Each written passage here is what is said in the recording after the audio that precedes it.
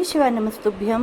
हर हर महादेव। जैसे कि हम सबको पता है आज है 17 अप्रैल और रामनवमी का बहुत ही प्यारा और विशेष दिन। और मेरी तरफ से शिव पुराण के उपाय के चैनल की तरफ से और शिव शक्ति लाइफ ऑफ सोहिनी की तरफ से आप सबको रामनवमी की बहुत हार्दिक हार्दिक शुभकामनाएं और भगवान राम की कृपा हमेशा आपके ऊपर बनी रहे।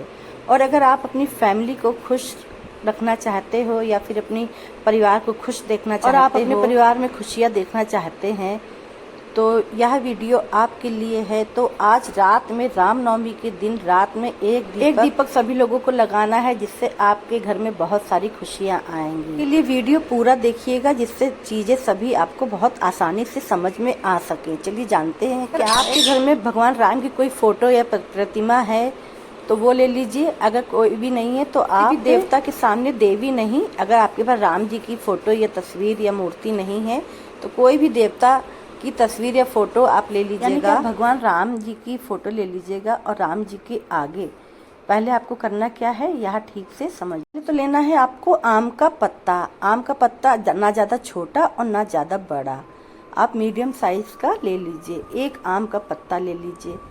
उसके बाद आपको ज़रूरत पड़ेगी चौमुखी दिए की।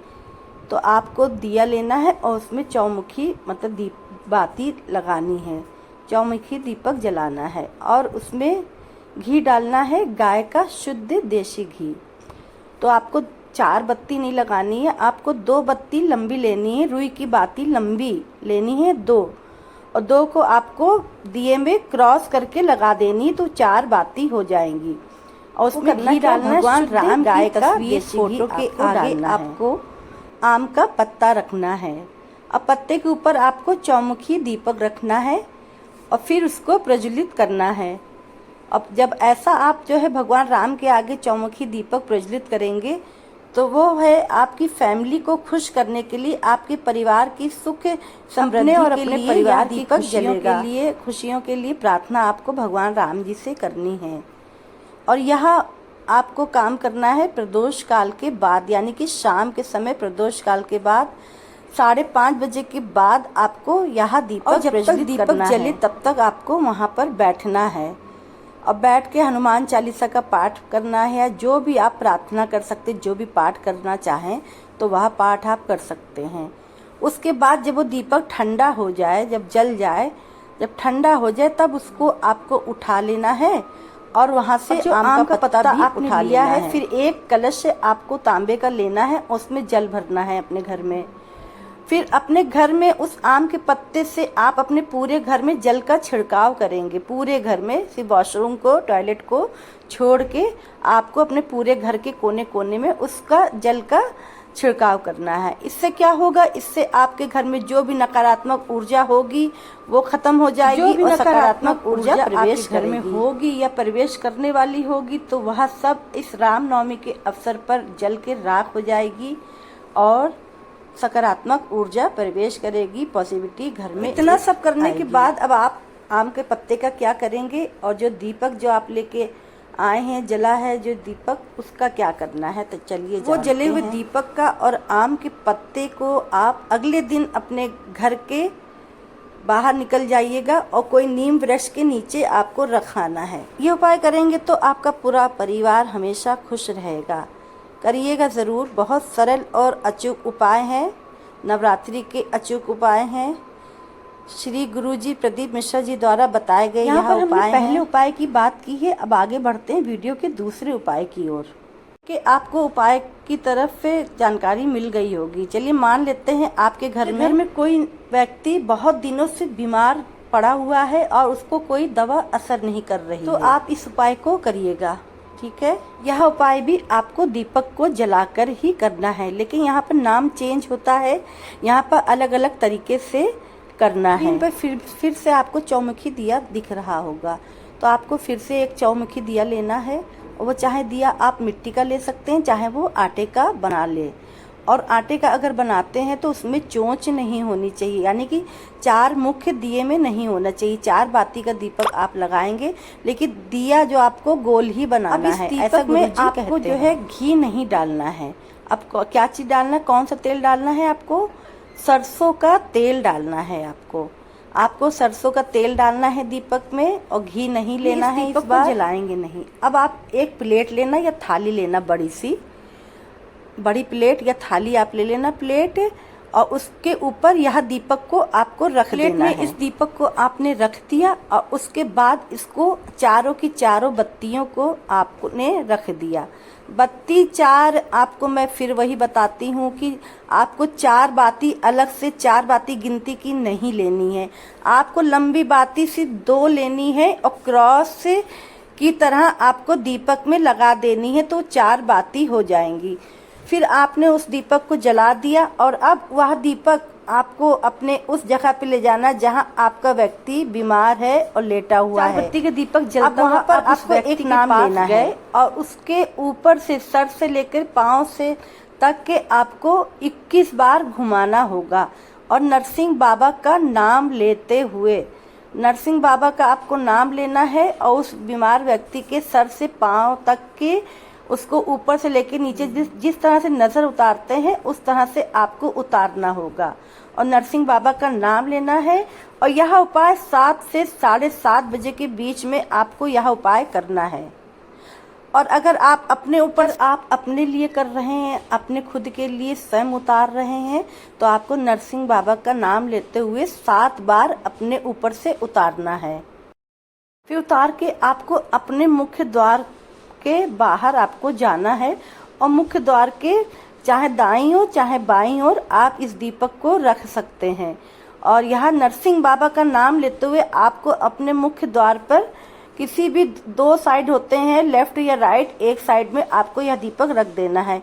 और यह उपाय 9वीं तिथि के दिन शाम के समय आप यह कर लेंगे तो आपके घर में जितनी भी परेशानी होगी, जो भी रोग से ग्रसित होगा, लंबे समय से बीमारी चली आ रही होगी, तो वह खत्म हो जाएगी। अगर नहीं यह उपाय को सभी लोगों को यह जरूर करना है।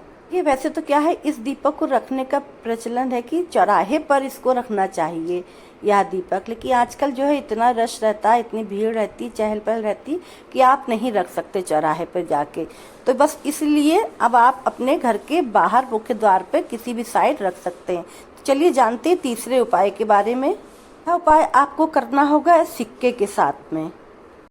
कैसे करना है, इसके क्या है फायदे, सब कुछ मैं बताऊंगी, पर उससे पहले आपको वीडियो को करना होगा लाइक और चैनल को करना होगा सब्सक्राइब। तो चलिए जानते हैं क्या है यह उपाय। स्क्रीन पे दिख रहा होगा सिक्का, चाहे वो आप 1 का ले लीजिए चाहे 5 का ले लीजिए। सबसे पहले जान लेते हैं इसके फायदे क्या है। फायदे ये है कि आपके घर में जैसे मान लेते हैं बहुत ज्यादा कष्ट है, परेशानियां हैं, हो सकता है चाहे वो कष्ट जैसा भी हो, चाहे वह हो सकता है धन का कष्ट, मनोकामना को लेकर कष्ट, या व्यापार को लेकर, या उन्नति को लेकर, नौकरी को लेकर, या फिर इज्जत को लेकर आपको कष्ट बहुत ज्यादा है, को लेना है एक सिक्का और सिक्के के साथ में आपको खड़ा धनिया लेना है। मार्केट में जाएंगे आप 5 रुपए का या 7 रुपए का थोड़ा सा धनिया ले लीजिएगा। आजकल तो पैकेट में भी 5-5 रुपए के पैकेट में भी खड़ा धनिया मिलता है, तो आपने थोड़ा सा धनिया ले लिया। धनिया के साथ में आपको बेलपत्र लेनी है। अब बेलपत्र आपको 3 लेनी है, यानी कि 3 बेलपत्र आपको लेनी है। बेलपत्र देख लीजिएगा कहीं से कटी फटी ना हो और डंडी का जो पीछे जो ठूट होती है उसको निकाल दीजिएगा। साथ ही आपको लेना है लाल कपड़ा, आपको लाल कपड़ा ले लेना है। आपको करीब आधे मीटर के करीब लेना है, नहीं तो एक ब्लाउज पीस का भी कपड़ा आता है मार्केट में, आप जाएंगे तो लाल कपड़ा ले लीजिएगा ब्लाउज पीस का, तो वो भी चलेगा। अब उस कपड़े के ऊपर आपको एक सिक्का रखना है, 3 बेलपत्र रखने हैं और खड़ा धनिया रखना है। अब आपको उससे लाल कपड़े में जो सामान रखा है, धनिया, सिक्का, बेलपत्र, तो उसकी एक पोटली बना लेनी है और वह पोटली आपको लेके अपने घर में आपके आंगन हो तो बहुत अच्छा, नहीं तो आप किसी भी रूम में आपको बैठ के अपने लिए, अपने परिवार के लिए प्रार्थना करनी है। जो भी आपके परिवार में संकट है, दुख है, परेशानी है, जो भी कष्ट है, तो उसकी प्रार्थना करनी है। वह पोटली पकड़ कर भगवान से प्रार्थना करनी कि हे भगवान, हमारे घर में ये कष्ट है, मुसीबत है, इन सबको दूर करें। और साथ ही साथ अपने कुल देवता का स्मरण करेंगे। साथ ही साथ अपने कुल देवता या देवी जो भी हैं, आपके कुल देवता हैं या कुल देवी हैं, तो उनका स्मरण करेंगे। अब कुछ लोग ये भी कहेंगे कि मुझे तो अपने कुल देवता देवी का नाम नहीं पता, तो हम यही कहेंगे कि आप अपने बड़े बुजुर्ग से इस बारे में जानकारी ले सकते हैं। कुल देवता कुल देवी का नाम का स्मरण करना है और वह पोटली आपको हाथ में पकड़कर फिर पूरे घर में आपको घूमना है, घूम लेना है। यानी कि हर रूम के कोने कोने में आपको यह पोटली पकड़कर घूमना है। यहाँ तक कि रसोई घर में भी घूमना है। बस वॉशरूम और बाथरूम मतलब छोड़ के आपको सारे रूम में घूमना है। घूमते हुए आपको बाहर निकल जाना है और पहुंच जाना है शिवालय। कोई भी घर के पास में शिव मंदिर हो वहां पर आपको पहुंच जाना है। आपको शिव मंदिर पहुंच जाना है। यह उपाय आप आज शाम को भी कर सकते हैं, आज करना चाहें आज कर सकते हैं। करके आप पोटली अगर रात भर रखना चाहें, कल सुबह करना चाहें तो कल सुबह कर सकते हैं। तो रात भर पोटली रख के आप कल सुबह भी मंदिर में आप जा सकते हैं। तो फिर उसके बाद आपको शिवालय जाना है। शिव मंदिर में शिवलिंग के पास नहीं रखनी है ये पोटली। यह पोटली आप शिव मंदिर के पीछे बाहर की तरफ पीछे की तरफ आपको यह पोटली रख देनी है और रख के फिर वापस अपने घर को आ जाना है और पीछे मुड़ के नहीं देखना है। बहुत छोटा सा सरल उपाय है, आप सभी को यह उपाय को करना है। चलिए बढ़ते हैं अगले उपाय की ओर। उपायों के बारे में हमने जानकारी ले ली। अब यह छोटा सा चौथा उपाय है, बहुत ही सरल उपाय है और सभी लोगों को करना है। सबसे पहले हम इस उपाय के फायदे जान लेते हैं, क्या है बेनिफिट। अगर आपके घर में बहुत ज़्यादा धन संपदा की कमी है, धन लक्ष्मी की कमी है, माँ लक्ष्मी का आपके घर में वास नहीं होता है, माँ लक्ष्मी आती हैं तो रुकती नहीं है, संपदा की बहुत ही ज़्यादा कमी है आपके घर में, माँ लक्ष्मी का वास नहीं होता, तो आप यह उपाय ज़रूर करिएगा। तो चलिए जानते हैं क्या है उपाय। उपाय करने के लिए आपको लाल धागे की ज़रूरत पड़ेगी। आप चाहें तो मौली ले सकते हैं लाल, यह स्क्रीन पर दिख रही है आपको जो हाथ में मौली बांधी जाती पूजा में यूज़ होती है।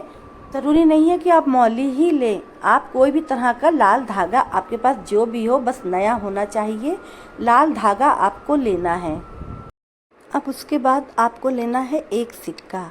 सिक्का आप कोई सा भी ले लें, चाहे 1 का हो, चाहे 5 का हो, चाहे 10 का हो, चाहे 2 का हो, तो सिक्का आपको ले लेना है और उस सिक्के में आपको वह लाल धागा 9 बार बांधना है। यानी कि 9 बार घुमाते हुए बांधना है। 9 टाइम आपको लपेटना है सिक्के में लाल धागा। अब उस सिक्के को आपको अपने घर में जहाँ भी आप रुपया पैसा या जेवर या धन रखते हो वहाँ पर आपको रखना होगा। वह सिक्के को लाल धागे से आपको लपेटना है 9 बार और उस सिक्के को आपको अपनी तिजोरी में ले जाके रखना है 9वीं तिथि के दिन। यानी कि 9वीं तिथि को आप किसी भी समय रख सकते हैं। अब बात आती है कि यह सिक्का कितने दिन तक रखना है अपने घर की तिजोरी में। तो यही मैं कहूँगी, यह सिक्का आपको बैसाख जब शुरू होने वाला होता है, जब बैसाख जब शुरू होगा तब उतने दिन तक आपको यह सिक्का रखना है। से बैसाख का महीना शुरू होता है, यानी कि 23 अप्रैल से बैसाख शुरू हो जाएगा।